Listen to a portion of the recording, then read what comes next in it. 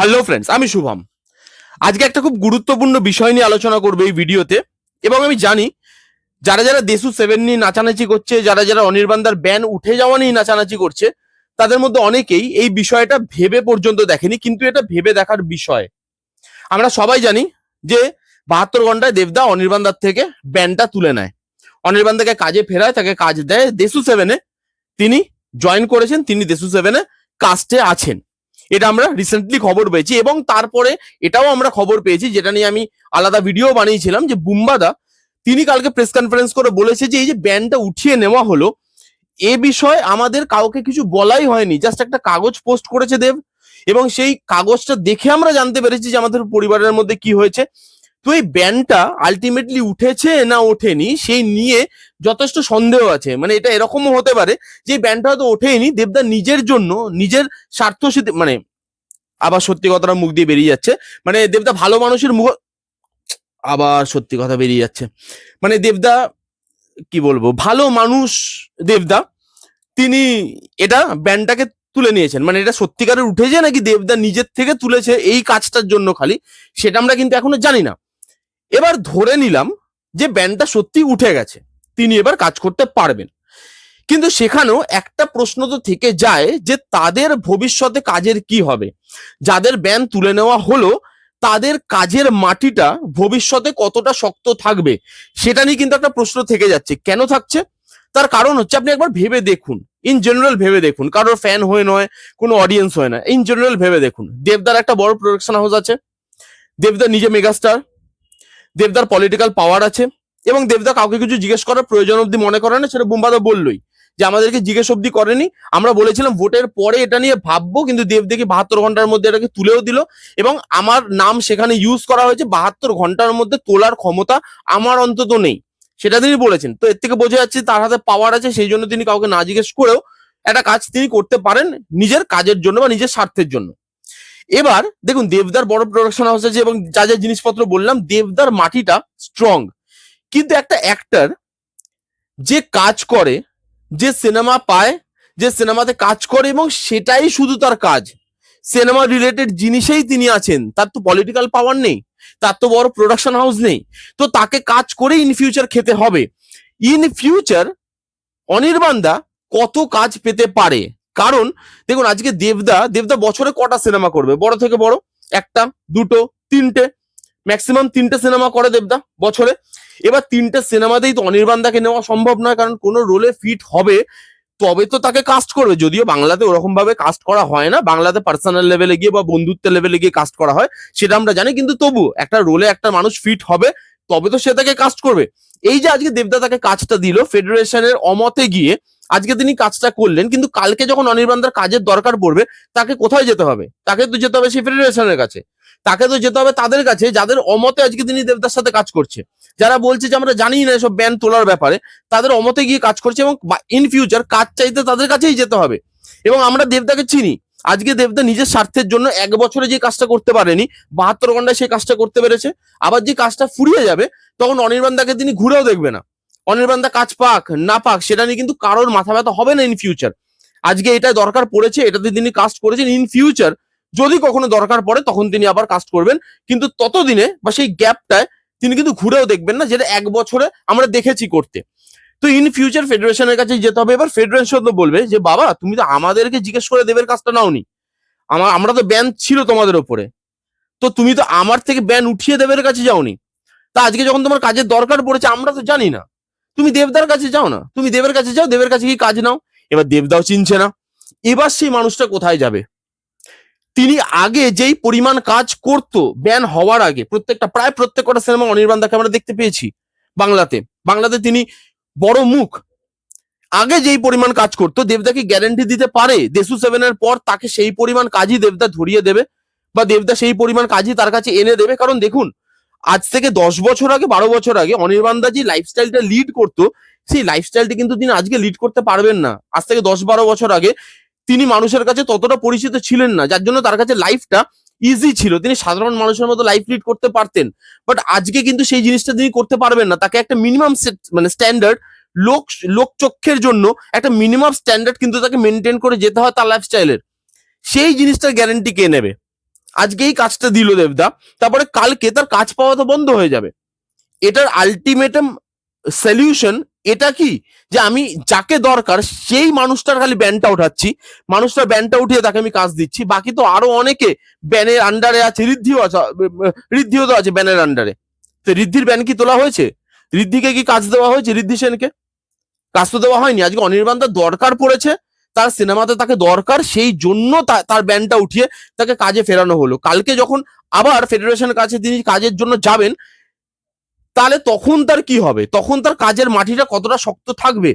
কারণ দেখুন, দেবদার এগুলো নিয়ে যাবে আসবে না, কারণ দেবদার আরো অনেক জায়গা আছে। ওই যে বললাম পলিটিক্যাল পাওয়ার আছে, দেবদা মেম্বার আমাদের ইন্ডাস্ট্রির, বিভিন্ন জায়গায় তিনি বিভিন্ন কাজ করেন। তো সেই জিনিসগুলো দিয়ে, সেই কাজগুলো দিয়ে তিনি তার কাজগুলো চালিয়ে যেতে পারবেন। তার বড় প্রোডাকশন হাউস আছে, তার মানে কাউকে জিজ্ঞেস করার মানে তিনি প্রয়োজন মনে করেন না, যাকে ইচ্ছা তিনি কাজ করতে পারেন।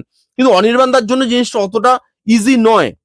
আর যেখানে ব্যান তোলা হয়েছে কিনা আমরা জানিও না, বুম্বাদা যিনি এই মেম্বার, এই ইন্ডাস্ট্রির মেম্বার, ফেডারেশনের মেম্বার, তিনি আজকে বলছেন যে আমি জানি না। তার মানে ব্যানটা কোন বেসিসে তোলা হলো? প্রপার তো কোনো এরকমও কোনো ডিক্লারেশন দেওয়া হয়নি ফেডারেশনের তরফ থেকে যে হ্যাঁ আমরা ব্যান তুলে দিলাম, এবার তিনি কাজ করতে পারেন। এটা কিন্তু দেবদা নিজের ইচ্ছে মতো তুলিয়ে দিয়েছে ব্যানটাকে। এবার আপনি আরেকটা জিনিস ভেবে দেখুন, এই কথাগুলো শুনে আপনার মনে হবে যে আমি হয়তো ফেডারেশনের তরফ থেকে কথা বলছি, একদমই নয়। যদি আমি ফেডারেশনের হয়ে কথা বলি তাহলে সেটা বোধহয় আমার জীবনের সব থেকে বড় ভুল হবে।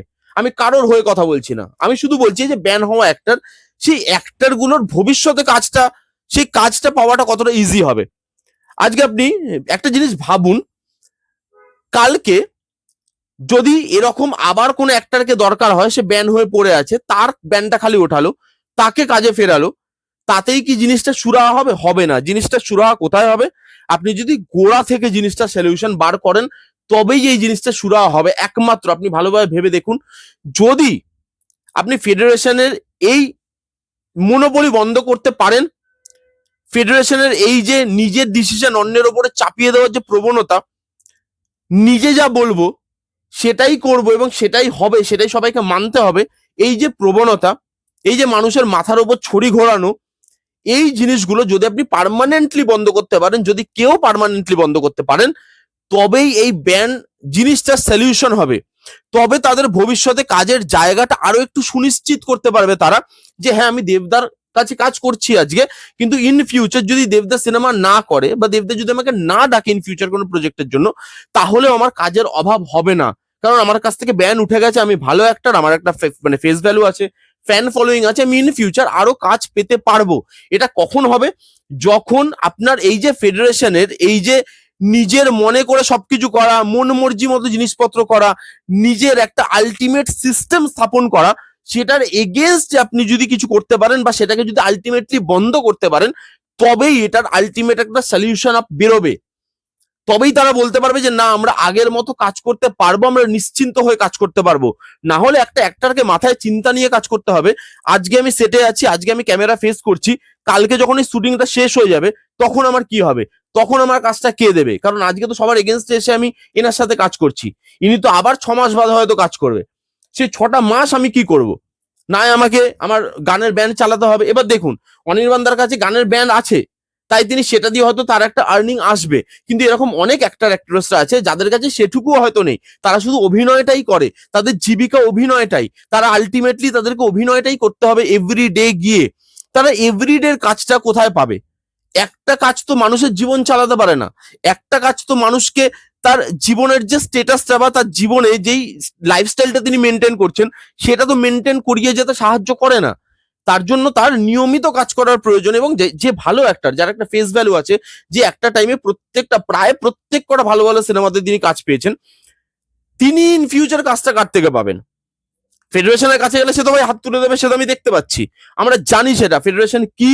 ফেডারেশন একটা সংস্থা নয়, ফেডারেশন জাস্ট একটা বিজনেসের জায়গা।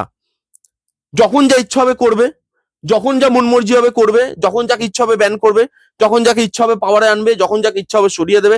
তার ইচ্ছাই আলটিমেট, ইচ্ছাতে চলছে, তার কোনো প্ল্যান প্রোগ্রাম বা কোনো স্ট্র্যাটেজি নেই। একটা মানুষের তো সবকিছু একটা স্ট্র্যাটেজি থাকে, একটা ঘর চালাতেও একটা স্ট্র্যাটেজির দরকার হয়। আমাদের মা বাবারা স্ট্র্যাটেজি মেনেই কিন্তু ঘর চালায়। এমনি এমনি হাওয়াতে সংসার চলে যায় না।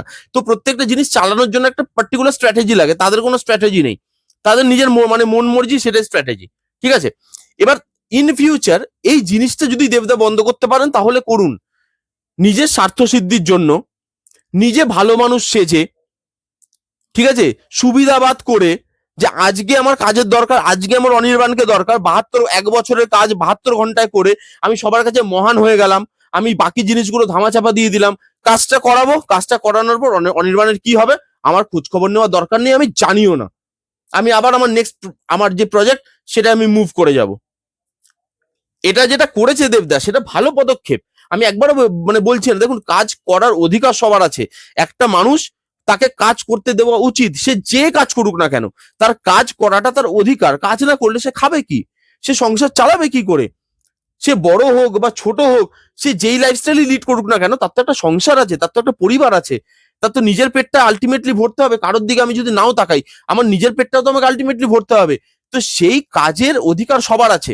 আজকে দেবদা একটা মানুষের ব্যান তুলে দিয়েছে, তাকে কাজে নিয়েছে, খুব ভালো কথা, কিন্তু এটার লং টার্ম বেনিফিট কি আছে, লং টার্মে এই ব্যানটা কোথায় নিয়ে যাবে একটা অ্যাক্টরকে, লং টার্মে কতটা কাজ দেবে, লং টার্মে সেই অ্যাক্টরটা কতটা নিশ্চিন্ত হয়ে বাড়ি ফিরতে পারবে আফটার শুট, আজকে শেষ হয়ে গেল, কালকে থেকে বা পরশু থেকে আমার আরো একটা শুট আছে, আবার আমাকে তার জন্য প্রিপারেশন নিতে হবে, সেই অ্যাসিওরিটিটা কোথায় দেবদা, এই জিনিসটা সত্যি জানাটা দরকার, ভাবাটা দরকার, এবং এদের ভবিষ্যৎ কি সেটা নিয়ে প্রশ্ন তোলা উচিত।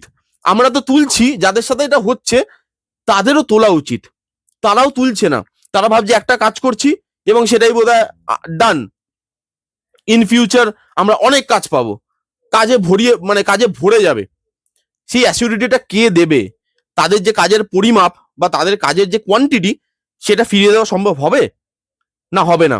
আপনাদের কি মতামত, আপনাদের কি মানে বক্তব্য এই জিনিসটা নিয়ে আপনারা কমেন্ট করে জানাতে পারেন।